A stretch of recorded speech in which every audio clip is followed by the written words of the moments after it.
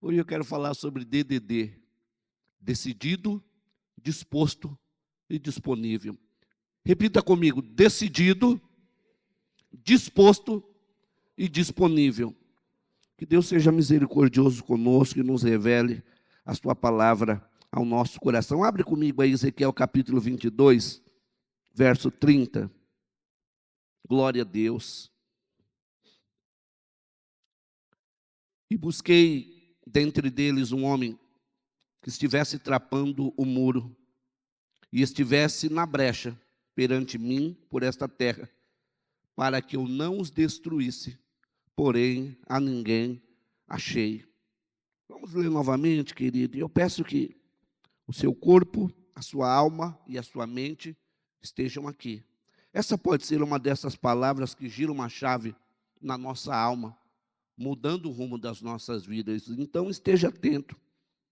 Ezequiel 22, 30 diz: e busquei dentre eles um homem que estivesse tapando o muro e estivesse na brecha perante mim por esta terra, para que eu não a destruísse, porém a ninguém achei. Amém? Levante sua mão, sua Bíblia, seu tablet, mas declare comigo dessa maneira: eu creio no poder transformador da palavra de Deus.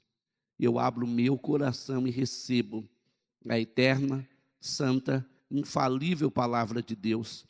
Lâmpada para os meus pés é a tua palavra e luz para os meus caminhos. Glória a Deus. Qual foi a última vez em que você ou a sua família organizou uma festa para um familiar? De repente, os pais organizam uma festa para os filhos. Uma dessas festas caseiras mesmo. De repente, o dinheiro não é tão abundante, e aí você diz: esse ano nós não vamos contratar um buffet.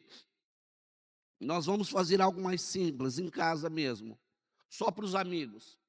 E aí você dispensa o buffet. E ali, você, seu esposo, um tio, e glória a Deus pela vida dos tios na vida dos pais, né, gente? Tem tio que quebra um galhão. A Silvia sustentou o Davi até uns 14 anos. E aí vocês vão fazer algo mais simples aqui. E aí a família compra ou prepara o bolo. Aí, sei lá, o pai vai buscar os salgados. A mãe cuida da decoração. A tia vai procurar ali também contribuir da melhor maneira. De repente, se tem um amigo mais chegado, ele vai chegar cedo na sua casa. Bem provavelmente, nem todos aqui vão lembrar disso, mas lembra que nas festas de pobre, a família virava à noite enrolando bala de coco? Quem já fez isso aqui? Aquelas balas ruins demais, meu Deus, não é bala de coco, é açúcar, né? Torrões de açúcar. Naquele papel, como é o nome daquele papel que enrolava bala? Celofane, né? E aí a gente fazia aquela decoração bonita, né? Tinha umas bandejas de bala de coco. E era engraçado que acabava a festa e as balas continuavam lá, né? Porque é muito ruim aquela bala, gente, muito ruim. Glória a Deus que nos libertou das balas de coco enroladas no celofane. Mas as pessoas viravam a noite enrolando aquilo. E de repente, os convidados já estão chegando e alguém lembra: meu Deus, nós não compramos a vela. E alguém sai correndo para comprar a vela. E o menino está fazendo 12 anos, mas não tem o 1 e o 2. E ela diz: olha, tem aqui o 1 e o 4. Não, pega, serve. Vamos profetizar. E quem serve numa festa como essa? Os próprios que organizaram a festa. Os mesmos que gastaram o seu dinheiro na festa.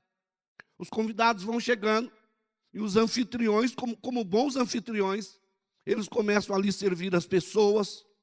E o que tem nessas festas mais simples? Eu vou falar simples para não falar pobres, né? O que tem nessas festas mais simples, gente? Pão com carne louca, pão com salsicha picadinha. E, amados, eu gosto disso, né? Esse era o perfil das nossas festas. Bala de coco, para enjoar o povo, porque o bolo é pequeno. Aí tem mais o quê? Tem uma estratégia para o povo encher a barriga, que é batata em conserva, né? Quilos e quilos. Se bem que a batata está cara agora, né? quilos e quilos de batata em conserva. E você, meu Deus, não vai chegar uma coxinha aqui, não, um quibe, né? Você mal tinha comido um prato de batata, chegava outro. No meu casamento, nós compramos 1 tonelada de batata em conserva. E o mestre da cerimônia, não, vai dando batata para o povo, vai dando batata para o povo. E torcendo para a carne, dá para todo mundo. E nessas festas, geralmente, parece que todo mundo decide vir. E todo mundo decide trazer mais alguém. Ah, pastor, eu estava aqui com meu cunhado em casa, com os 12 filhos dele, e eu trouxe também. O Arnaldo já se identifica, né, Arnaldo? Uma festa com toda a sua família, Arnaldo, lá das profundezas de Laranjal. Quantos convidados teria? Mais ou menos a família de vocês. Festinha simples. Aniversário do Benjamin, só bala de coco, um bolinho. Quantos convidados? 150. E quem serve? Os mesmos que organizaram a festa. Tem convidado mal educado. Quem já recebeu convidado mal educado na festa? E ele vai na sua festa, na sua casa, fala mal da sua comida. Ai, que desorganização. Ai, meu filho ficou nervoso porque não comeu bolo. Sempre tem um menino chato chorando, né, Arnaldo?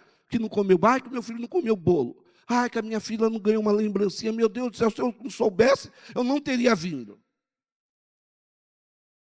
E a gente serve mesmo um mal educado. Aquela pessoa que não fala com a gente, decide aparecer na nossa festa. É a figura do bicão, né? Na minha época, tinha uma festa, aí alguém fala, alguém tipo João Luiz, na pegada do João, assim, né? Falava, Valmir, vamos na festa de tal pessoa? Não, João, eu não fui convidado. Aí ele diz, não, pastor, vamos de bicão. Né? Que é você ir sem ser convidado na festa. E aí você olha ali aquele tumulto, aquela desorganização, porque tinha mais convidados do que comida, e geralmente é assim. E a mãe do menino, o pai do menino correndo como um doido, como uma bandeja na mão, e tentando multiplicar os recursos. E de repente, olha, acabou o pão, meu Deus do céu, acabou o pão, fulano vai comprar 200 pães ali na padaria para dar para esse povo comer. E quando termina a festa e os convidados vão embora, os organizadores da festa dizem, ufa, até que enfim. E organizaram a festa, gastaram dinheiro, serviram os convidados, atenderam a todos dos seus próprios recursos. Qual foi a função dos convidados nessa festa?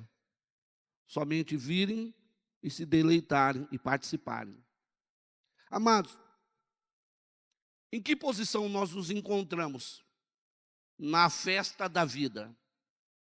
Nós somos aqueles que organizam a festa para receber os convidados, gastando o nosso tempo, o nosso dinheiro, os nossos talentos, os nossos recursos. Ou na festa da vida nós somos os convidados. Somos pessoas que chegamos no ambiente na expectativa de ser servidos, na expectativa de ser atendidos da melhor maneira possível e consumir os recursos e deleitar-se nos privilégios da vida e voltarmos para nossa casa sem termos movido uma palha. Numa festa, meus amados, é muito bom ser convidado. Mas talvez alguns dos que organizaram festas sabem o quanto é cansativo. E no meio da festa você diz, meu Deus, onde eu estava com a cabeça quando eu organizei essa festa? Talvez alguns dos que aqui se encontram vieram para o Evangelho na expectativa de serem meros espectadores, meros convidados para uma festa que se chama igreja. Porém, eu devo lhe advertir nessa noite que na igreja não há lugar para pessoas que desejam viver eternamente na condição de convidados. Igreja é lugar de anfitriões. Igreja é um lugar onde nós aprendemos a servir. Não, pastor, eu quero uma igreja que atenda às minhas necessidades, eu quero ouvir uma boa palavra, eu quero ouvir um bom louvor, e pastor, eu não quero compromisso. Queridos, olha, eu vou te dizer, você até pode agir dessa maneira. Mas aí eu vou te dizer que isso não é ser cristão, isso não é ser igreja. Olha o que Jesus disse: quem é maior? Aquele que está sentado à mesa ou aquele que serve? E os discípulos respondem, obviamente, aquele que está sentado à mesa. E Jesus diz: porém, eu entre vocês sou como aquele que serve. E essa é a vocação para a igreja. Nessa noite eu quero falar um pouco sobre isso. Eu quero falar um pouco sobre voluntariado, porque a vida não gira em torno do seu umbigo. Talvez alguns aqui não tenham sido avisados. Talvez alguns de nós ainda não temos essa consciência. Mas a mim compete a difícil e chata tarefa de te dizer que o mundo não gira em torno do nosso umbigo. Eu quero falar sobre 3 coisas nesse processo de chamamento de Deus para as nossas vidas. Eu gostaria que vocês guardassem pelo menos essas três palavras. A primeira delas é decidido. Repita comigo, decidido. Decidido. Amados, Nicodemos era um príncipe entre os judeus. Nicodemos havia ouvido falar de Jesus e dos seus milagres. Ele havia secretamente iniciado um processo de convencimento no seu coração. Porém, Nicodemos tinha muito a perder. Nicodemos era alguém respeitado, como fariseu que era. Porém, os milagres de Jesus eram inquestionáveis. Então, Nicodemos está naquela dúvida. Eu creio em Jesus, porque ninguém pode fazer os sinais que ele faz. Mas, por outro lado, eu tenho a minha vida também. E, olha, eu não posso abrir mão de tudo que eu conquistei ao longo da minha vida. Se tiver por fácil aí, vamos ler Lucas capítulo 9, a partir do 59, dá para pôr? Não, daqui a pouco a gente lê esse. Vamos ler João capítulo 3, verso 1 e 2. Põe João 3, 1 e 2. Olha, está rápido, hein? Põe João 3, 1 e 2 primeiro, depois a gente lê Lucas. João 3, 1 e 2. Travou aí? Eu vou ler na minha aqui então. Glória, foi? Tá bom. E havia entre os fariseus um homem chamado Nicodemos, príncipe dos judeus. 2. E esse foi ter com Jesus e disse-lhe: Rabi, bem sabemos que és mestre vindo de Deus, porque ninguém pode fazer estes sinais que tu fazes, se Deus não for com ele. E a palavra-chave para nós entendermos esse contexto é que Nicodemos foi ver Jesus de noite. E Jesus, tradicionalmente, atendia pessoas durante o dia. Por que Nicodemos vai ver Jesus de noite? Porque, apesar de crer que Deus era com Jesus, ele não queria ser flagrado sendo visto com Jesus. Qual dos corajosos que aqui se encontram podem levantar a mão reconhecendo que no início da sua conversão você tinha vergonha de expressar a sua fé? Só eu estou levantando a minha mão. Léo também, quase todos nós, pela pressão social. Eu era um jovem descolado nos meus 17 anos. Fernando era um jovem descolado e magro com 17 anos, não é, Fernando? Simval era descolado, e, bom, Simval ainda é magro até hoje, né? Desde a nossa conversão, eu acho que Deus falou, você nunca vai engordar 1 quilo. Simval pesa exatos 45 quilos desde 96. Mas havia uma pressão social, porque os nossos amigos e toda aquela questão de abrir mão de coisas, então nós íamos meio que secretamente para a igreja, com uma Bíblia bem pequenininha assim que nós compartilhávamos, e alguém colocava a Bíblia pequenininha no bolso aqui, como se fosse uma carteira, porque sim, nós havíamos entendido que precisávamos tomar uma decisão, mas meio que As pessoas à nossa volta não esperavam isso de nós, e Nicodemos está nessa pressão. Ele quer ver Jesus, mas ainda não está preparado para assumir publicamente. Ou seja, Nicodemos não está decidido ainda. Nicodemos está se decidindo. E quando alguém perguntava para mim, e aí, Valmir, você está indo para a igreja, mas está ficando louco? Na minha época tinha uma expressão para quem começava a ir para a igreja: você virou universal agora? Não era assim? E eu falava: não, a gente só vai na igreja. Não, é que tem umas meninas bonitas lá, cara, e a gente vai lá, tem menina bonita na igreja. Então eu, que sou bonito também, a gente vai lá.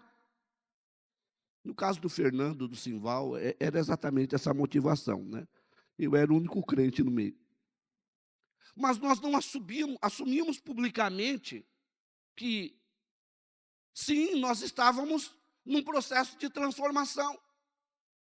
Esse tempo, esse intervalo, em que o Espírito Santo está batendo na porta do nosso coração, por outro lado, o mundo também nos pressiona, porque há algumas coisas que nós deixaremos, ou teríamos que deixar para servi-lo. Nicodemos está nesse processo. E talvez numa noite como essa, alguns de nós ainda estamos no processo. Talvez você já assista a essa igreja ou outra igreja há algum tempo, mas você continua nesse processo. Talvez você já seja membro, batizado de uma igreja, mas você ainda vive em meio a esse processo. Talvez alguns de nós ainda não tenhamos decidido ou assumido publicamente o nosso chamado, a nossa vocação. Estamos na igreja na condição de convidados, como se a igreja existisse para nos servir, como se a igreja fosse um lugar onde chegamos e basicamente somos servidos sem compromisso nenhum. Talvez alguns de nós até temos a expectativa de transicionar da posição de convidado para anfitrião. Porém, as coisas que nós teremos que abrir mão, as coisas que nós teremos que abandonar, ainda falam muito forte ao nosso coração. Talvez entre nós hajam alguns que ainda estão em cima do muro. E eu devo te dizer, queridos, pessoas decididas abraçaram um evangelho radical. Hoje, a palavra radical, ela é ouvida, né, e vista com maus olhos pela sociedade. Olha, está lá o radical, está lá o fundamentalista. Como se ser radical e fundamentalista fosse uma coisa errada. A mim não interessa como a sociedade entende a palavra radical e fundamentalista. Eu sou radical, eu sou fundamentalista. O evangelho é um estilo de vida radical e o evangelho é um estilo de vida fundamentalista. Não, nós não somos terroristas, queridos. Mas a nossa vida é pautada por fundamentos. Existem fundamentos que são mais importantes do que a nossa vida. Existem fundamentos que norteiam as nossas vidas, que são mais importantes do que as regras de etiqueta da sociedade. Existem fundamentos que conduzem as nossas vidas, que são mais importantes do que a nossa Constituição. Ah, mas a Constituição diz isso. Dane-se a Constituição, a palavra diz isso.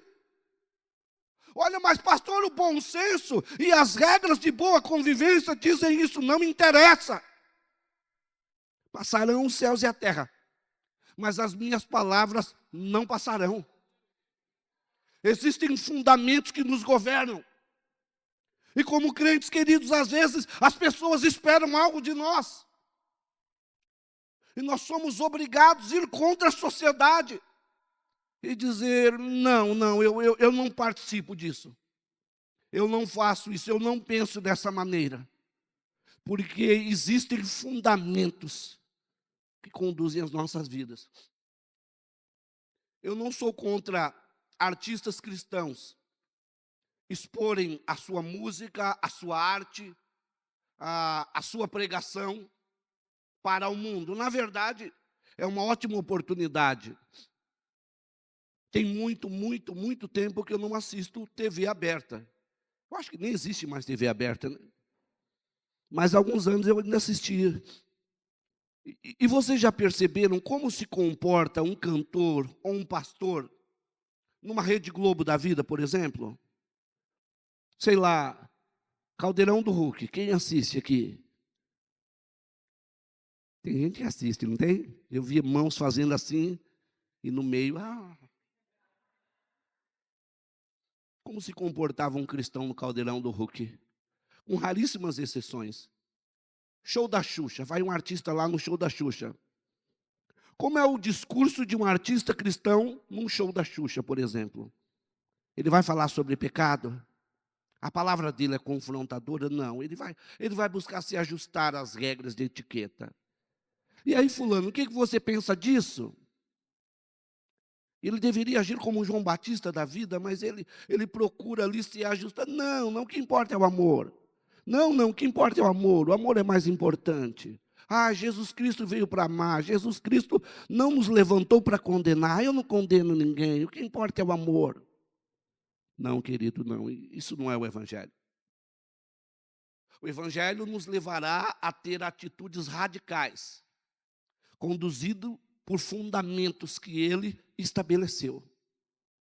E é por isso que Jesus ele já dá uma lapada em Nicodemos.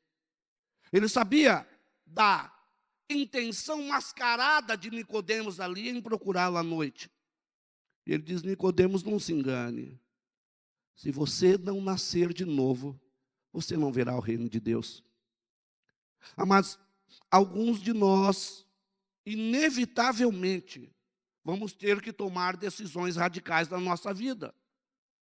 Bem provavelmente o Espírito Santo esteja falando ao nosso coração, lutando para desfazer fortalezas que nós mesmos criamos, para ser um crente meia boca, para ser um crente ali, não, pastor, eu sou crente, mas eu também sou moleque doido, então, pastor, é aquela. Sábado e domingo conta comigo, mas durante a semana, pastor, olha, a vida é louca. O Evangelho é radical. O Evangelho é fundamentalista. E chega uma hora que nós precisamos ir por tudo ou nada. Chega uma hora que nós precisamos entregar tudo que somos, tudo que temos e tudo que aspiramos nas mãos de Deus. Pastor, mas a Bíblia diz que Jesus tem vida e vida abundante. Não se enganem, meus amados, Jesus quer matar tudo que somos. O desejo de Jesus é matar você. Talvez você tenha sido conduzido até a igreja, até o Evangelho. E agora eu vou viver promessas. Eu tenho notícias que talvez não soem tão boas. O objetivo do Evangelho é matar você. É acabar com a nossa natureza humana. É dissipar tudo aquilo que nos liga à nossa velha natureza. Portanto, se você quer viver o Evangelho, saiba que o Evangelho pede uma decisão. Desçamos dos muros de indecisão que nos impedem de avançar, que dia após dia, ano após ano, nos levam a caminhar na mesma mesmice como um crente mimado, achando que a vida nos deve coisas, que Jesus nos deve coisas. Não, meu amado. A maturidade nos leva a entender que ou vivemos um estilo de vida radical, ou não somos crentes. E talvez alguns vão dizer: não, pastor, você está julgando pessoas. Eu não preciso te julgar, querido. O Espírito Santo, através da sua consciência, através da nossa consciência, já faz isso. E essa é uma noite para decisão. Eu gostaria muito de poder tranquilizar vocês, dizendo: não, vai na manhã aí, fica tranquilo. Nós estamos na graça. Mas eu não posso, queridos. O Evangelho é radical. E a Bíblia diz: se a sua consciência te condena, muito mais o Senhor. Segunda palavra sobre a qual eu quero falar é decidido. Não, decidido. Depois, disposto. Repita comigo: disposto. disposto. Disposto significa movido por uma íntima convicção interna. Alguém que internamente foi convencido de algo. Disposto também pode significar possuído por um ânimo inabalável. Disposto também pode ser entendido como aquela pessoa que decidiu-se, está tomando passos na direção do seu objetivo. Olha o que diz, por exemplo, Números capítulo 13, verso 30. Dá para colocar aí? Números capítulo 13, verso 30 diz: Então Caleb fez calar o povo perante Moisés e disse: Certamente subiremos e possuiremos em herança, porque seguramente prevaleceremos contra ela. A Bíblia diz que Josué envia 12 homens para espiar a terra. E o relato daqueles homens quando voltam é o mais negativo possível. E eles dizem, não, a terra é perigosa, tem gigantes, eles vão nos devorar, nós somos como gafanhotos comparados a ele, então sem chance. Mas a Bíblia diz que em Josué e Caleb havia um espírito diferente. E Josué, ele se posiciona no meio daqueles espias e ele diz, não, nós vamos subir, nós vamos possuir essa terra. Ele vai dizer, olha, esse povo será como o nosso pão. Nós vamos arrebentar eles e nós vamos tomar essa terra, porque essa é uma promessa de Deus para nós. Então Caleb diz, gente, olha, reúna um exército, espalhem a notícia entre os homens, vamos subir a Canaã, a terra que o Senhor nos prometeu finalmente está diante de nós, e eu estou disposto, eu estou preparado. Bora, gente, bora, nos armemos, conquistemos aquilo que Deus deu para nós. João capítulo 11, verso 16, dá para colocar aí, João 11, 16. Disse, pois, Tomé, chamado Dídimo, aos discípulos, vamos nós também para morrermos com ele. Jesus estava no seu ano de perseguição, seu ano de oposição. As pessoas, os fariseus, buscavam ocasião para condenar Jesus e encontrar uma maneira de matá-lo. Lázaro está doente. E Jesus é chamado para ir até onde Lázaro estava. Jesus tarda alguns dias, mas depois de um tempo ele diz, olha, vamos acordar Lázaro do seu sono. Os discípulos sabem que Jesus está a um passo de ser preso. E eles tentam convencer Jesus de não ir.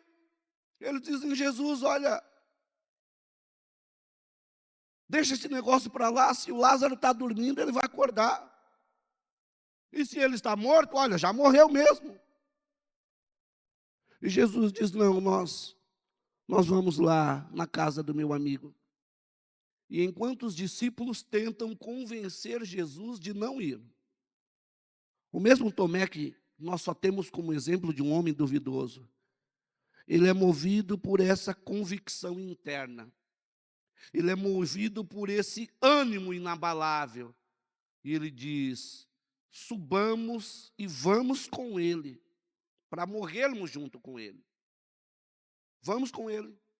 E se necessário for, morramos com ele. Tomé, hein, gente? Disposto é alguém que não apenas venceu essa barreira da dúvida e do conflito interno. Ele é não apenas alguém que aceitou o Evangelho, mas ele decidiu viver pelo Evangelho. Amados, talvez algumas pessoas não se tornaram bons cristãos, alguns de nós não nos tornamos bons cristãos, porque nós aceitamos os benefícios do Evangelho, mas nós não tomamos decisões que esses benefícios geraram em nossas vidas. Eu me converti com 17 anos.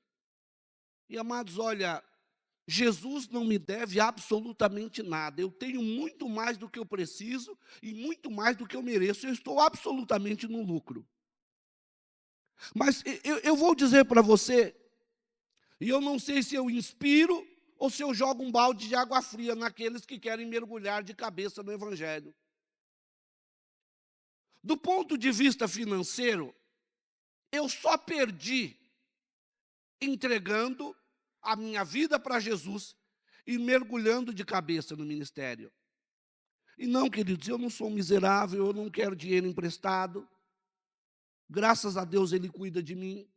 Eu também não estou fazendo apologia à pobreza. Então, você que faz planos de enriquecer, continue fazendo planos, enriqueça. E seja um dizimista fiel, está tudo certo. Agora, eu vou dizer que a minha decisão pessoal pelo ministério, do ponto de vista financeiro, só me gerou prejuízo. Ao longo dos últimos anos, eu só vi portas profissionais e financeiras se fecharem, oportunidades escorrerem por entre os meus dedos. E eu não falo isso com arrogância, queridos. Todo crente que tem um encontro com Cristo, ele passa a fazer coisas com excelência. Ele se torna melhor. Em todos os lugares por onde eu passei, queridos, inevitavelmente eu me tornei cabeça.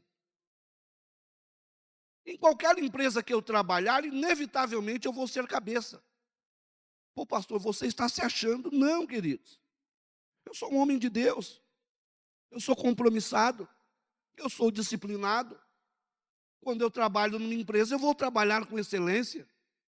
E a promoção, o reconhecimento é inevitável, queridos. Em todos os lugares.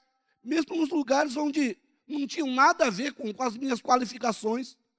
Inevitavelmente eu me tornei cabeça. Todos sabem que eu dirijo relativamente mal. Né? Relativamente mal. Eu tenho um senso de direção muito limitado, gente. Talvez as psicólogas aí possam me ajudar.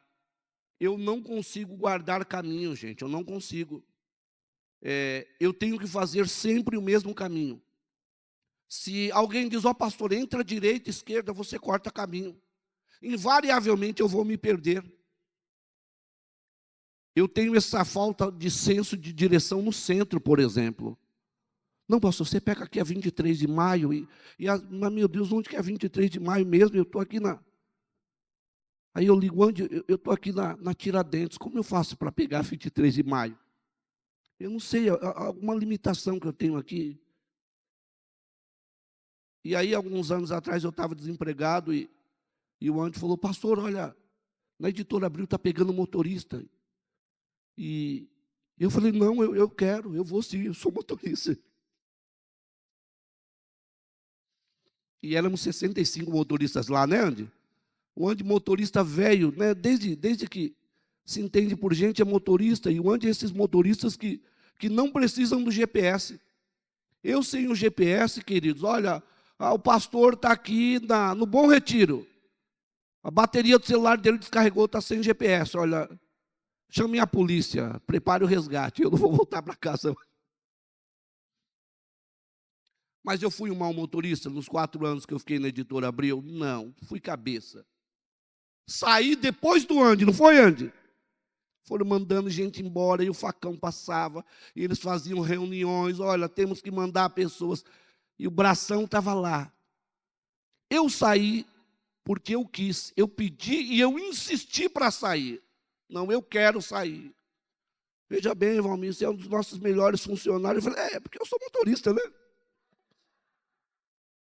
Pensa bem, Valmir, olha, o mercado não está fácil. Não, com a minha qualificação eu consigo trabalho em qualquer lugar. E saí porque quis. E vou dizer, se eu tivesse ficado na Abril, fatalmente eu seria cabeça, sem dúvida nenhuma. Não é arrogância, queridos. Eu sou um homem de Deus, você é um homem de Deus. E fatalmente, queridos, os lugares de liderança estão reservados para nós. Homens de Deus disciplinados, compromissados, com aliança com Deus. Por que nós não daríamos certo em alguns lugares? Por que nós não venceríamos, queridos? Mas voltando. O meu compromisso com o ministério do ponto de vista profissional, só me trouxe prejuízos financeiros. E aí, meus amados, olhando por esse lado, eu não estou dizendo que o ministério vai gerar em você pobreza, muito pelo contrário. Eu estou falando da minha experiência. E nem estou dizendo que isso é uma virtude. Para que eu permaneça no ministério, eu preciso abrir mão de projetos pessoais. Eu preciso deixar para segundo plano metas que eu estabeleci para a minha vida. Eu preciso entender que o meu chamado tem primazia nos meus projetos pessoais. Regiane, quando casou-se comigo, sabia muito bem disso. Não casou-se enganada. A nossa aliança sempre foi essa. Nós temos um chamado, isso vai nos custar coisas. Isso vai gerar em nós uma dose de sacrifício. Sacrifícios são necessários. E glória a Deus pela obra do Espírito Santo na minha vida, que me convenceu, gerou em mim essa convicção, essa convicção interna, de que a vontade de Deus, ainda que não pareça, ela é boa, agradável e perfeita.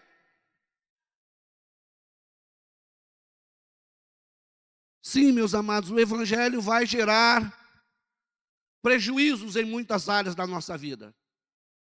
Não, pastor, não fala assim porque você espanta o povo. Talvez o objetivo dessa mensagem também seja espantar alguns de vocês que vêm ao Evangelho com falsas motivações. A Bíblia diz que Gideão tem milhares de pessoas ali que, muito embora fosse um exército infinitamente menor do que os midianitas, Gideão tinha ali as suas centenas de soldados. E aí Deus diz: olha, Gideão, tem muita gente com você. E isso produz em você uma falsa sensação de segurança. Faz o seguinte, Gideão, diga aos fracos e aos covardes que eles têm oportunidade de se retirarem. E Gideão diz: olha, os tímidos, os covardes, aqueles que não querem seguir adiante, deem um passo à frente. E para surpresa dele, a esmagadora maioria dos seus homens decide abandonar o barco. Não, meus amados, embora o Evangelho seja inclusivo, embora Jesus seja um pai que na sua generosidade vai abraçar a todos, é verdade. Ele disse que ele é como uma galinha que abraça os seus pintinhos. Então o Evangelho é assim, inclusive, ele vai abraçar todos, ele vai amar todos. Ele vai amar pessoas que não querem ser amadas. Então se você está aqui, não, pastor, eu só quero ser amado, então você é amado, mesmo que não mereça. E não merecemos. Mas o Evangelho, em determinado ponto, ele vai se tornar seletivo.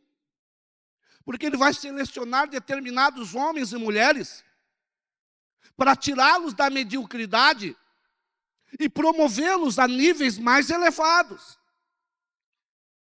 Então, queridos, não se enganem. Não há um espírito de democracia que governe a igreja. Não existe democracia no Evangelho, queridos. E sim, existe seletividade. Ele vai chamar homens para um projeto grande. E já havia uma multidão que o seguia. E Jesus diz: não, peraí, gente, peraí, eu quero Pedro, Tiago, João, você não, vem. E ele seleciona 12. Depois há uma multidão maior ainda e ele só seleciona 70. Olha só, gente, Jesus tendo a sua panelinha, Jesus ignorando a multidão e separando para eles os seus pares. O chamado é seletivo. O Evangelho é inclusivo, mas o chamado é seletivo. E Jesus, nesse processo, querido, ele vai chamar pessoas que estão dispostas. Não há democracia. Ele decide guiado por fundamentos, por regras que ele mesmo estabeleceu. Às vezes, eu fico vendo as justificativas de alguns de nós por não transicionarem da condição de convidado da festa para anfitrião. E a culpa é de todo mundo. A culpa é do pastor que não tem visão. A culpa é da igreja que não é acolhedora. A culpa é do líder que é seletivo. Ai, pastor, puxaram o meu tapete. O que é puxar o tapete, queridos? Ai, pastor, puxaram o meu tapete. O que é puxar o tapete? Puxar o tapete para você é, sei lá, eu arrumei emprego para o Irineu, onde eu trabalho. Eu falo, Irineu, você vai ser meu ajudante aqui, beleza? Beleza, pastor. Como eu tenho bastante tempo de casa, eu já tenho alguns privilégios de funcionário velho. Então eu dou os meus migués, eu meto uns atestados de vez em quando. Eu não faço hora extra. E eu falo, olha, meu, vai lá trabalhar de domingo, porque de domingo eu não trabalho, não. E alguém diz, olha, preciso de alguém para trabalhar num feriado. Eu digo, não, não vou não, Ineu, vai lá no meu lugar. Eu já não sou tão comprometido. Eu já tenho uma malandragem de funcionário velho, não é assim? Eu já tenho uma malandragem ali de funcionário velho. Eu, não estou aqui para trabalhar, não, estou aqui para ganhar dinheiro, não tem isso? Funcionário velho não tem essas coisas? Não estou aqui para trabalhar, não, estou aqui para ganhar dinheiro. Enquanto isso, o Irineu está cumprindo horários. O Irineu está produzindo. O Irineu é disciplinado, é comprometido. Vem a oportunidade de uma promoção. O Irineu passa na minha frente e se torna o meu supervisor. Aí eu saio falando, olha que sem vergonha, puxou o meu tapete. Olha, pastor, como o diabo é sujo. Arrumei emprego para esse ingrato, ele puxou o meu tapete e pegou a minha promoção. Puxar o tapete é isso? Se você chama isso de puxar o tapete, bem-vindos ao mundo real. Jesus puxa sim o tapete de algumas pessoas para promover homens e mulheres que têm o coração totalmente decidido. Deus puxou o tapete de Saul porque Davi estava disposto. Deus puxou o tapete de Saul porque a única coisa que Saul tinha era o cargo, a disposição, o coração de Davi agradaram a Deus. Disposição, repita comigo, disposição. E a terceira palavra que eu quero falar é disponível. Repita, disponível. A minha definição de disponível é preparado para agora. Eu entendo disponível como alguém preparado para agora. Algumas pessoas vão dizer, ô pastor, está te faltando criatividade. Porque disposto e disponível são sinônimos. Tá bom, professor de português? Disposto é uma coisa. Disponível é algo totalmente diferente. Eu posso ser uma pessoa disposta, mas não disponível. Eu posso ser disposto e dizer, sim, Jesus, eu quero. Mas não agora. Eu estou disposto, mas não agora. Eu vi uma frase esses dias que é bem profunda. O namorado disse, eu te daria 1000 vidas, mas não essa. Deu para entender? Repita para sua esposa, eu te daria 1000 vidas. Mas essa sim, eu daria essa pela Regiane.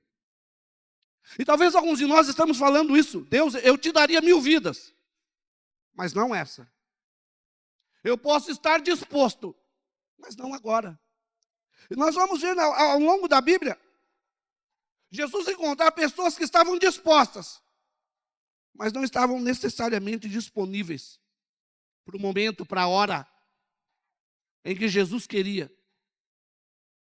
Pessoas que, sim, estão convencidas, estão dispostas, mas ainda existem algumas travas que as impedem de romper numa vida cristã vitoriosa. E elas dizem, não, pastor, tem algumas coisas que eu preciso resolver. E sim, eu estou disponível, eu vou entregar minha vida para ti. Eu vou viver pela causa do Evangelho. Eu vou te entregar o controle de todos os meus projetos e todos os meus sonhos. Deixa eu resolver umas paradas minhas aqui ainda. A Bíblia vai deixar bem claro que o dia de amanhã não nos pertence. E que, teoricamente, queridos, todas as decisões que nós precisamos tomar deveriam ser pautadas no hoje. O hoje é a única certeza que temos. O amanhã é uma possibilidade. E eu não estou dizendo para você viver como se não houvesse amanhã. Por exemplo, quem ingressa numa faculdade e você que não estuda, ingressa numa faculdade, ele não faz necessariamente projetos para o hoje. Ele vai passar 4, 5 anos, 6 anos, até que ele possa viver daquilo, até que oportunidades lhe sejam abertas naquilo que ele estudou. Eu não estou dizendo para você ser um inconsequente que não pensa no dia de amanhã. Mas eu estou dizendo que o parâmetro para tomarmos decisões, teoricamente, deveriam ser hoje. A Bíblia diz que um jovem rico encontra Jesus, Lucas capítulo 18. Ele diz, bom mestre, o que eu devo fazer para dar a vida eterna? E Jesus diz, olha, você conhece os 10 mandamentos? Ele diz, olha, Jesus, eu já me decidi e eu estou disposto. Eu não apenas conheço os mandamentos, mas eu obedeço cada um deles. E Jesus, olha que bom. Você é um jovem decidido? Você é um jovem disposto para ganhar um 10? Vejamos se você é disponível. Provavelmente nessa noite eu encontro pessoas decididas que dizem, pastor, não, pastor, eu não penso em voltar atrás. Jesus é minha vida, eu não duvido disso. E provavelmente eu encontro pessoas dispostas, que fazem planos, fazem projetos. Não, pastor, olha, eu sei o chamado que Deus tem para a minha vida. E pastor, eu já aceitei. Para ganhar um 10. Vejamos se nós somos disponíveis, ou se estamos disponíveis. E Jesus disse, então faz o seguinte, para tudo que você está fazendo, vende os seus bens, entrega para os pobres, depois você vem e me segue. E aí o jovem murcha, porque ele havia se decidido, ele estava disposto, mas ele não estava necessariamente disponível. Isaías capítulo 6. Isaías é conduzido a uma visão, onde Deus está fazendo um chamamento genérico. Deus não está chamando uma pessoa especificamente, e permitam-me corrigir alguns erros, alguns enganos. Às vezes, nós vamos tratar todo o chamado de Deus como algo pessoal e intransferível. Olha, jovem, Deus tem uma obra para fazer na sua vida. Essa obra precisa ser realizada porque, para fazer isso, Deus precisa usar você. Se você já ouviu essa palavra, eu vou te dizer, eu não vou nem dizer que o profeta estava mentindo. Eu vou dizer que ele estava equivocado na maneira como ele te compartilhou a profecia. Não, queridos. Deus tem uma missão, Deus tem uma vontade, Deus tem um projeto que vai se cumprir, independentemente de você dizer sim ou não. Não, jovem, olha, Deus tem uma obra e precisa ser com a sua vida, precisa ser nada. Pode ser com qualquer pessoa. Qualquer Zé Mané pode fazer o que você faz. Qualquer pessoa, querido, olha, qualquer pessoa, por mais desqualificada que seja, pode tomar a dianteira e viver as promessas e os projetos que inicialmente Deus nos deu a oportunidade de protagonizar. Então, o chamado de Deus é relativamente genérico. Porque ele diz, a quem enviarei? E quem há de ir por nós? Como na passagem que lemos, eu busquei entre eles alguém. Pode ser qualquer pessoa. Pode ser um líder maduro e preparado, teologicamente alinhado com doutrinas do Evangelho. Ou pode ser um novo convertido.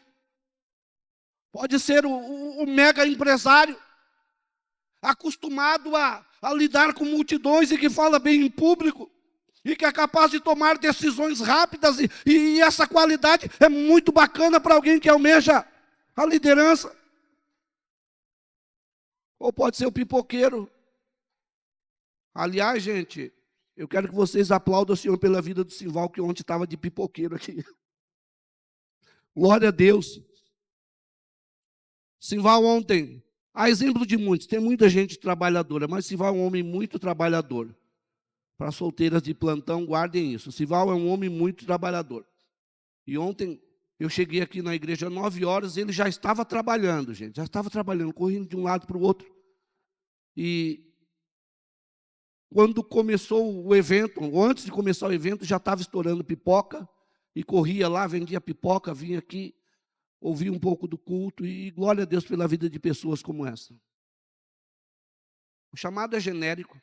E qualquer pessoa, querido, qualquer pessoa disposta e disponível pode viver os projetos de Deus para a vida de uma cidade, para a vida de uma nação. Deus está dizendo: quem vai por nós? A quem enviaremos? Quem vai tapar a brecha? Ele busca alguém, não especificamente este ou aquele, ele busca alguém que se coloque na brecha, que se posicione, que tenha essa maturidade, que tenha se decidido, que seja regido por essa disposição, essa convicção interna, que nos convence de quem nós somos, de onde nós vamos chegar. Nós enchemos a nossa boca e falamos: eu sou o que a Bíblia diz que eu sou, eu tenho o que a Bíblia diz que eu tenho, e eu vou chegar onde a Bíblia diz que eu vou chegar. Só que, de decidir e profetizar com os nossos lábios, até estar preparado e disposto e disponível para o tempo de Deus, para o momento de Deus, há uma lacuna muito grande. Tanto que busquei entre eles alguém que se colocasse na brecha, qualquer homem, qualquer mulher, qualquer criança, qualquer jovem, qualquer adolescente. Eu busquei alguém que se colocasse na brecha, mas eu não encontrei.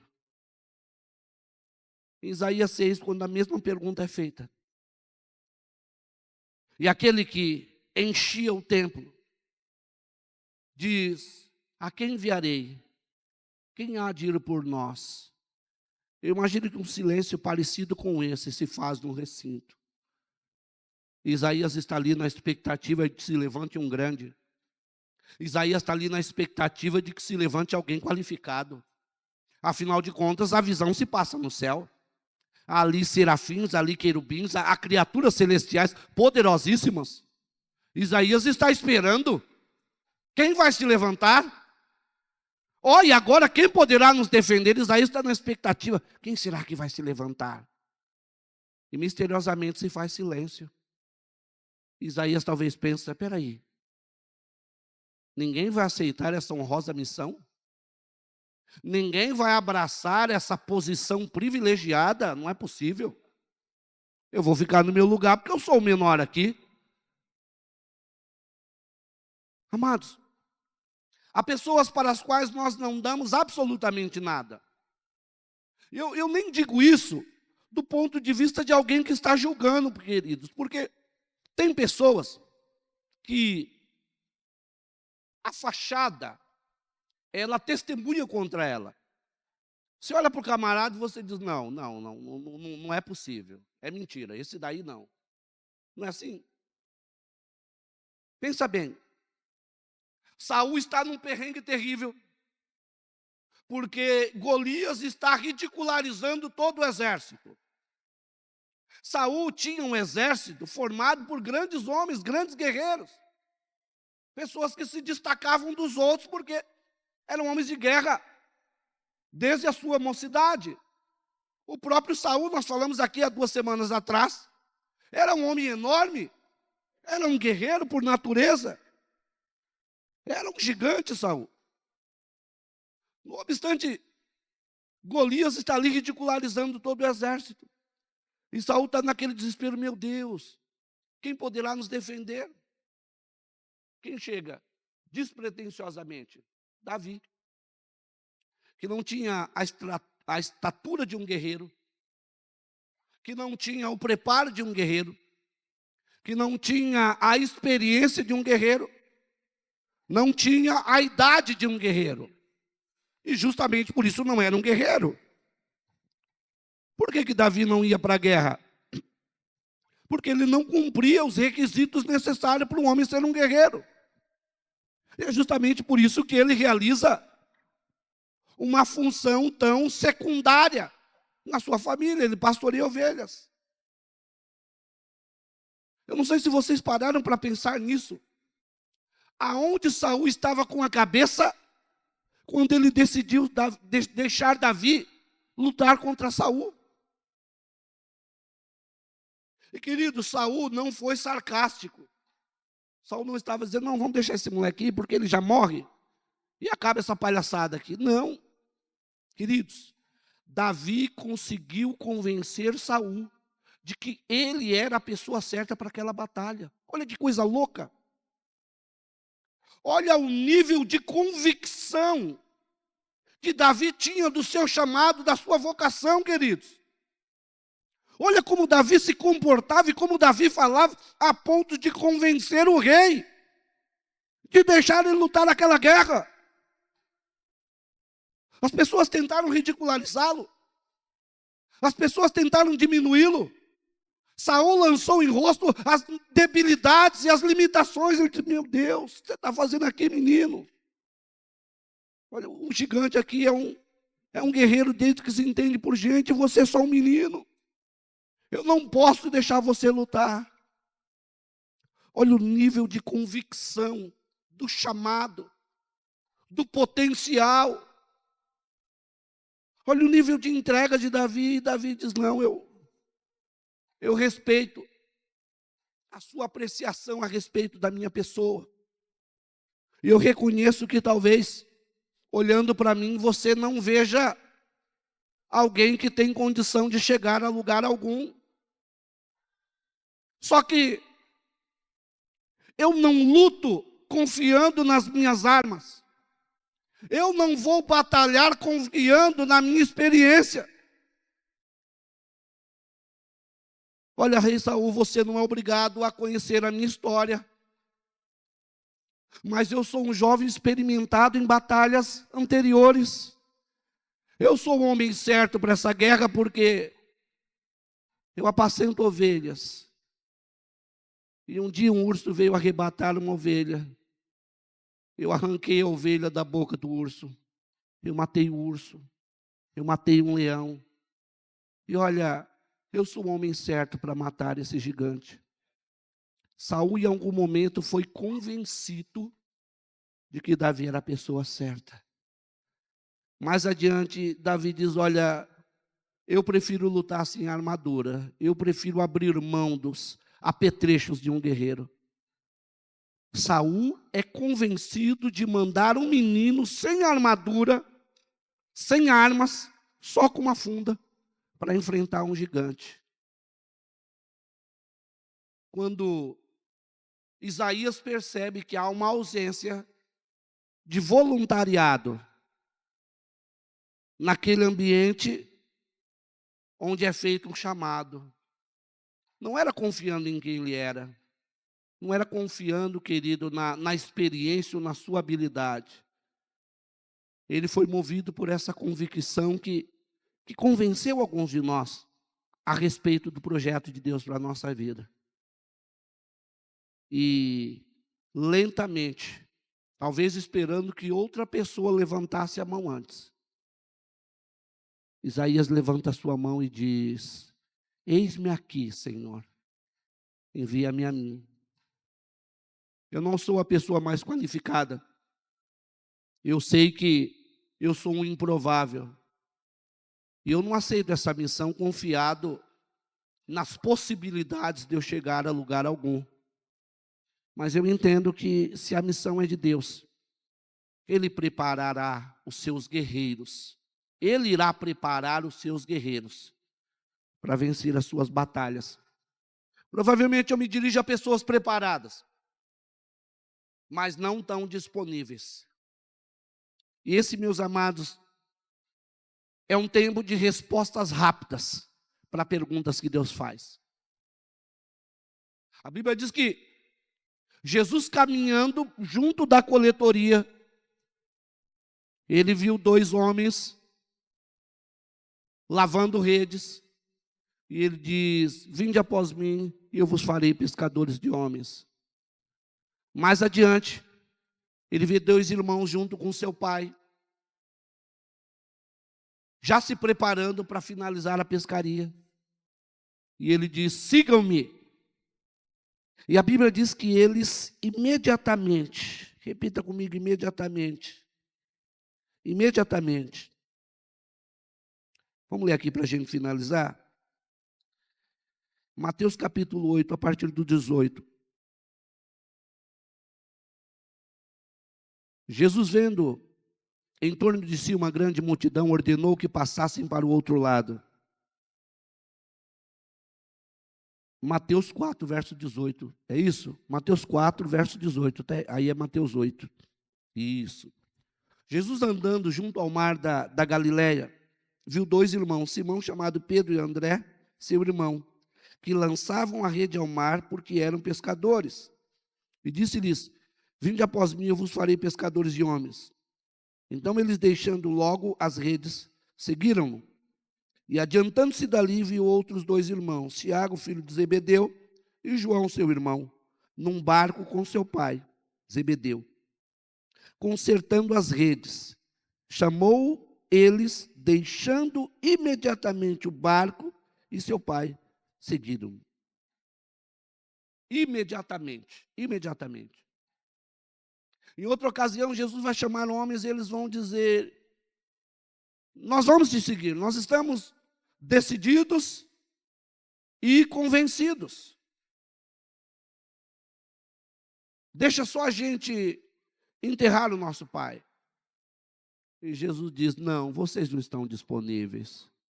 Vocês não servem para a missão que eu tenho. Deixem os mortos enterrar os seus mortos. Se vocês quiserem, é agora ou nunca. Isso não tem a ver com precipitação. Isso não tem a ver, queridos, com imprudência. Isso tem a ver com prontidão. Quando Jesus nos chama, Ele já calculou os riscos. Quando Jesus nos chama para uma missão, Ele já preparou os recursos. Quando Jesus nos chama para uma batalha, Ele já se encarregou de vencer por nós. No que eu e você precisamos pensar?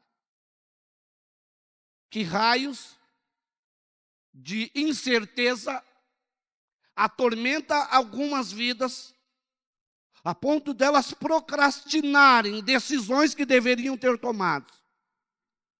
E na festa da vida, você insiste em ser um convidado. Você insiste em ver pessoas trabalhando, gastando seu tempo, seus recursos. E você se contenta em ser um mero espectador. Eu não estou falando sobre glamour, eu estou falando sobre comprometimento.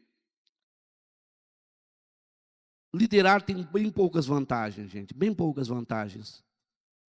Para aqueles que esperam receber alguma coisa em troca de liderança, eu vou te dizer: esperem até a morte. Galardão é algo que se desfruta após a morte. Eu não estou falando sobre glamour, queridos. A diferença entre o disposto e o disponível é que talvez o disposto esteja olhando para o glamour da liderança. O disponível entende que ele não precisa de garantia nenhuma, ele precisa simplesmente obedecer. Alguns de nós insistimos em dia após dia, semana após semana, mês após mês, se contentar em estar numa situação passiva. enquanto somos servidos por outras pessoas. Eu não estou cansado. Eu digo para as pessoas à minha volta que eu sou um homem incansável. O trabalho é o meu hobby, eu me sinto confortável em trabalhar. E amados, olha, eu tenho gastado os últimos anos da minha vida fazendo algo que eu gosto, fazendo algo que me completa, fazendo algo que me realiza. O ministério é algo maravilhoso para aqueles que estão de dentro. Eu não estou aqui dizendo, gente, me ajudem, pelo amor de Deus, eu preciso passar o meu bastão para descansar. Eu não vou descansar, não vou descansar. Eu vou morrer servindo a Deus. Talvez não necessariamente sendo um pastor, mas eu vou morrer servindo a Deus. Eu oro muito a Deus, porque eu entendo que nesses dias eu preciso ser muito mais um planejador do que um executor. E às vezes eu perco muito tempo executando quando eu deveria estar planejando. Eu não subo em andaime, queridos, porque eu não tenho o que fazer, eu tenho muita coisa para fazer. Mas às vezes eu preciso subir no andaime, às vezes eu preciso quebrar um muro, às vezes eu preciso desentupir um esgoto. E amados, olha, eu também faço isso com muita alegria, porque eu gosto de uma obrinha, gente, eu gosto.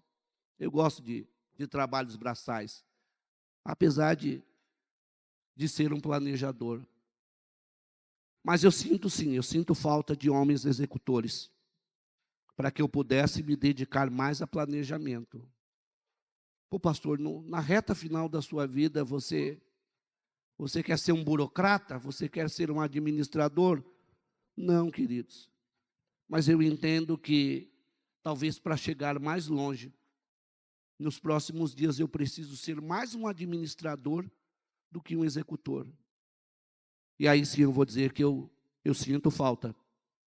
Eu sinto falta de pessoas com o coração disposto. Eu sinto falta de homens e mulheres com essa disposição e com essa disponibilidade. Ah, pastor, eu tenho família. Querido, dá essa desculpa fiada para outra pessoa. Dá essa desculpa fiada para qualquer outro. Todos os grandes homens, grandes mulheres de Deus têm uma família, têm um trabalho. Olha, ministério é um lugar onde não há espaço para vitimismo. Se você é um vitimista, se você tem dó de você mesmo, se você diz a respeito de você mesmo, ai, pobre menina rica, eu vou te dizer, ministério não é para você. Permaneça na condição de convidado, enquanto homens e mulheres de verdade te servem. Permaneça sentado comodamente, enquanto homens e mulheres viram à noite enrolando bala de coco, para que você se empanturre e saia reclamando da festa. Chamada é para homens e mulheres de verdade. Pessoas que não são vítimas da sociedade. Ah, eu sou desprivilegiado. Ah, eu sou pobre. Eu sou nordestino. Conversa fiada. Seja homem, seja mulher. Isaías disse, se não tem homem aí para responder o chamado, se não tem pessoas preparadas, olha, eu sou pobre, eu sou favelado, eu sou negro, eu sou analfabeto, mas já que não tem ninguém, eis-me aqui, envia-me a mim. Eu não vou dizer que Deus não requeira qualificação, isso faz parte do preparo. Toda pessoa disposta precisa se preparar. Se você diz que tem chamado, mas não se prepara, é mentira. Você não tem um chamado. Mentiram para você. O diabo está te enganando. Chamado nos induz ao preparo. Então estude. E eu vejo quem se esforça. E mais do que eu, Deus vê quem se esforça. Deus vê quem está crescendo.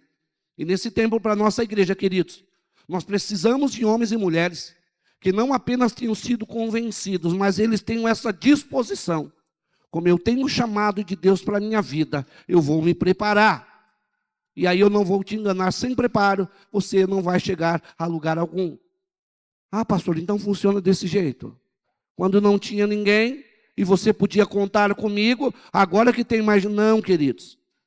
Talvez outras pessoas entenderam o que é ministério. E elas estão se preparando, elas estão crescendo.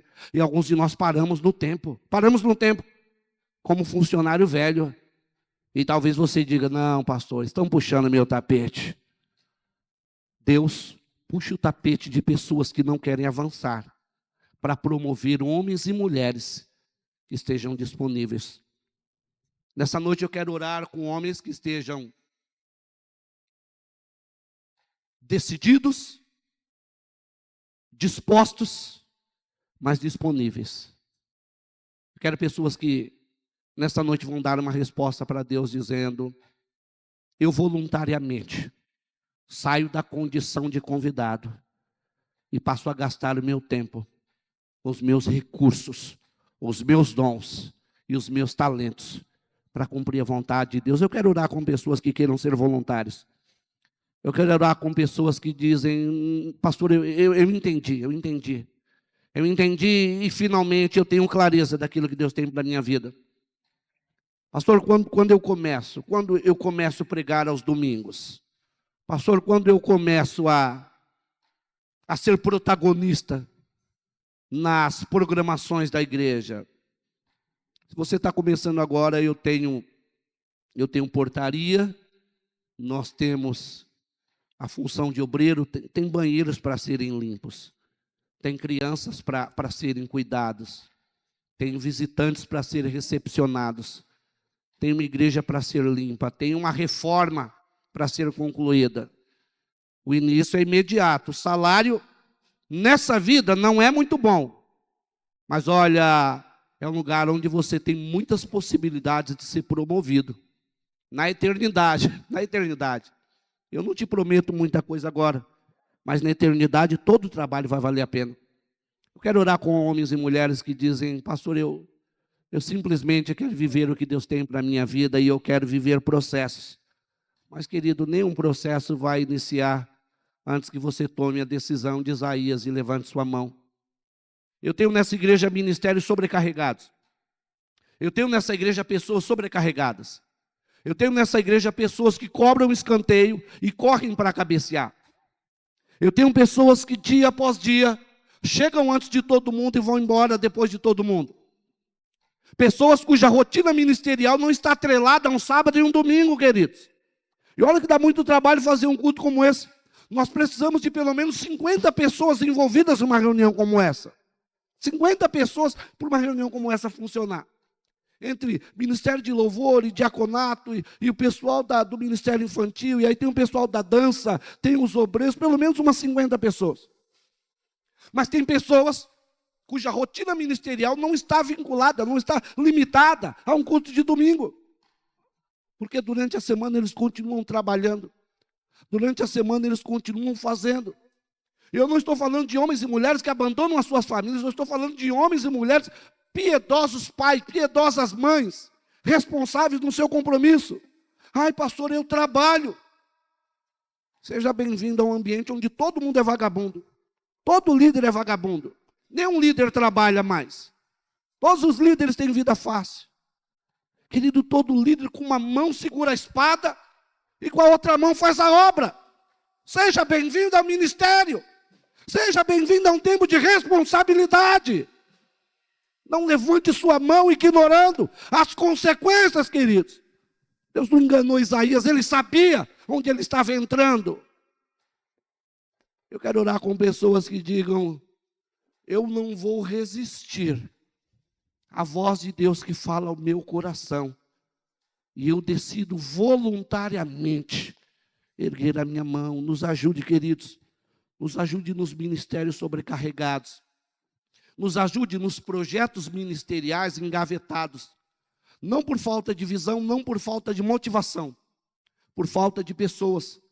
Cada vez que surge um ministério novo, é um desafio, porque talvez vocês não percebam, mas nos dias atuais, para iniciarmos um ministério novo, a gente tem que desfalcar o ministério antigo. Olha, pastor, eu preciso de pessoas para trabalhar nessa área. E aí, como pastores, a gente, meu Deus, aonde a gente tira?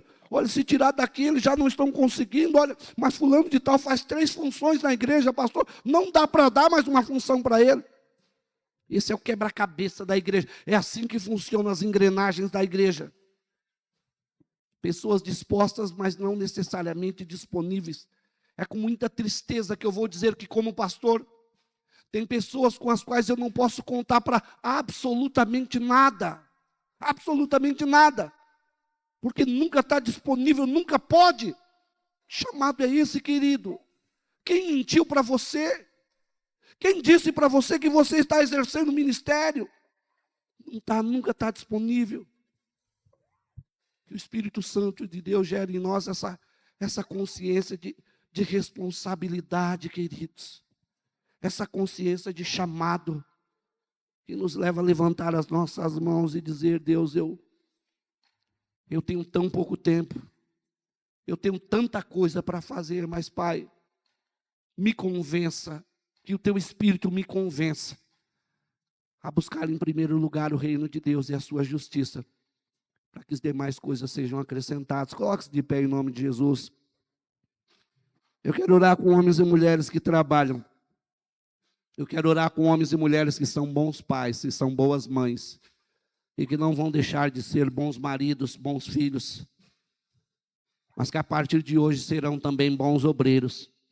Procura apresentar-te a Deus aprovado como homem que não tem do que se envergonhar, mas que maneja bem a palavra da verdade. Sabe as palavras de Paulo ao jovem Timóteo que queria iniciar no ministério? Eu quero orar com pessoas que nos próximos dias vão procurar as lideranças e vão dizer: eu preciso trabalhar, eu preciso encontrar uma ocupação. Poxa, pastor, o culto de hoje foi para esculachar a gente que não está trabalhando, não. O culto de hoje foi para despertar em nós a chama de um chamado que está latente nas nossas vidas e nós estamos brigando com Deus, fugindo da nossa vocação. É para que você não fuja mais dele, que ele precisa ser duro com você. É para que você viva o propósito dele, que ele precisa te chacoalhar e dizer: o que você está fazendo com a sua vida? Do que você está brincando? Que brincadeira é essa que ensinaram para você que é cristianismo? Não brinque com o chamado de Deus. Nos próximos dias você vai me procurar, vai procurar a nossa liderança. Talvez hoje você faça isso. E você vai dizer: pastor, eu quero servir. Eu não sei onde, eu não sei como. Talvez eu nunca tenha feito nada do tipo, mas pastor, eis-me aqui, envia-me a mim. Eu vou orar com todos vocês daqui mesmo, porque o tempo já foi embora. Coloca a mão no seu coração. Eu não espero que essas palavras, elas te convençam de tudo que você precisa saber. Mas eu espero sinceramente que essas palavras te motivem a voltar para sua casa, se perguntando o que você tem feito da sua vida. E na vida real da igreja, quem você é? Você é aquele que está sentado ou você é aquele que serve? Eu te convido, e mais do que eu, Deus te convida, para sair da condição de convidado e juntar-se ao pequeno exército daqueles que servem. Pequeno, porém efetivo, exército dos que servem. Coloca a mão no seu coração. Pai, muito obrigado por tua fidelidade. Obrigado pela tua palavra, meu Deus. Obrigado por corrigir e às vezes nos açoitar por amor, meu Deus. Espírito Santo de Deus, como nós precisamos ser mais intensos na maneira como nós te servimos. Como eu te dou pouco da minha vida, meu Pai. Como eu te ofereço pouco da minha vida, Deus. Existem tantas coisas e tantas áreas das nossas vidas que deveriam estar totalmente rendidas diante do teu altar. Há tantas coisas que nós poderíamos sacrificar, meu Deus. Mas como Saul, nós temos guardado para nós. Temos guardado para nós o melhor da vida, o melhor das ovelhas, o melhor do gado. Mentindo para nós mesmos. Dizendo que queremos te servir, dizendo que te amamos, meu Pai. E apenas sugando os benefícios do Evangelho. Convence a minha natureza egoísta, meu Pai. A minha natureza mesquinha, meu Deus. De que sim, há coisas que eu preciso matar para poder te servir, Espírito Santo de Deus. Me convença do meu chamado, meu Pai. Me convença das renúncias que eu tenho que fazer. Gera em nós nessa noite, homens e mulheres, decididos, dispostos e disponíveis, em nome de Jesus. Em nome de Jesus. Nesse tempo que vivemos, meu Pai, Levante homens e mulheres disponíveis em nome de Jesus. Se você é um desses homens, se você é uma dessas mulheres, firme uma aliança com Deus nessa noite. E diga a Deus, eis-me aqui. Diga a Deus, eis-me aqui. Eu me coloco na brecha, Pai. Eu me coloco na posição. Oh, Espírito Santo de Deus. A obra é tua, meu Pai. Prepare obreiros para a tua seara. Prepare obreiros para a tua seara, Pai. Prepare obreiros para a tua seara. Oh, Espírito Santo de Deus. Forje homens e mulheres de valor, meu Pai. Em nome de Jesus, em nome de Jesus. Oh, Espírito Santo de Deus. Você pode dar glória a Ele. Pode celebrar aquele que chama homens e mulheres para fazer a tua obra. Oh, Espírito Santo de Deus. Porque quanto a Deus, os teus olhos passam pela terra para mostrar-se firmes com homens e mulheres cujo coração é totalmente dele. Aplaude o Senhor em nome de Jesus. Aleluia, aleluia. Glória a Deus, glória a Jesus. Glória a Jesus, glória a Deus. Aleluia. Deus te abençoe, Deus abençoe sua casa. Deus abençoe sua família. Glória a Deus. Obreiros, diaconato, intercessão, eventos, casais, louvor, ministério infantil, tesouraria, secretaria, pastores, evangelistas, presbíteros. Amados, olha, as possibilidades são imensas. Há um leque, há uma diversidade. Mas, pastor, eu cheguei agora. A gente contrata pessoas sem experiência nenhuma, tá bom? Pense nisso. Nos procure se você quer trabalhar. Deus te dê uma semana abençoada. Próxima quarta estaremos aqui, em nome de Jesus, preparados, dispostos e disponíveis. Domingo nós temos a nossa reunião rotineira. E eu te desafio durante a semana, querido, trabalhe, sirva a Deus longe da liturgia do culto. E eu profetizo em nome de Jesus. Deus nos dará ocasiões e oportunidades para servirmos a Ele. Amém?